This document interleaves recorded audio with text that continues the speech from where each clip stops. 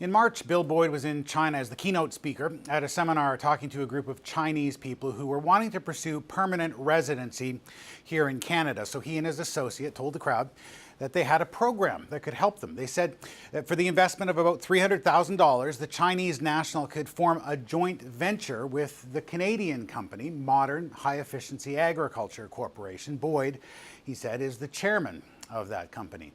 Now, together, they would buy some irrigation equipment and irrigate the company's land.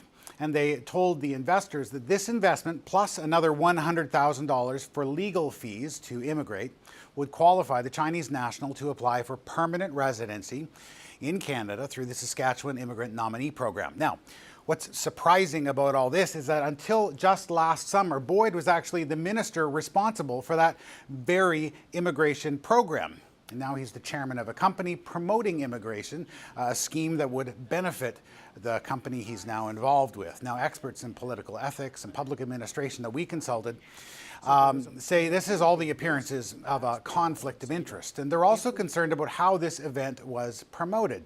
CBC's learned that websites and posters for this seminar said Boyd was the minister responsible for immigration, even though he'd resigned many months ago. And the promotional material also prominently featured a Government of Saskatchewan logo.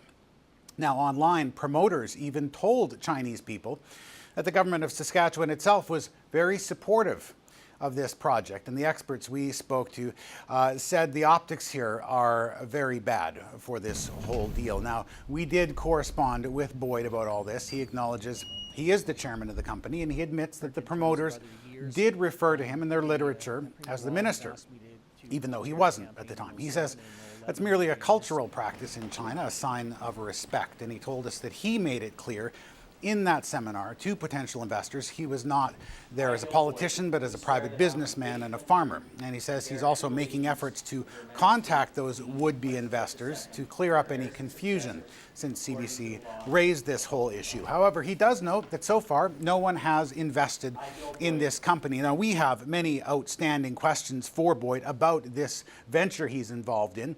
Yesterday was our deadline for him to respond, but he didn't. And mid-afternoon yesterday, he resigned as an MLA, which takes effect September 1st. Jeff Leo, CBC News, Regina.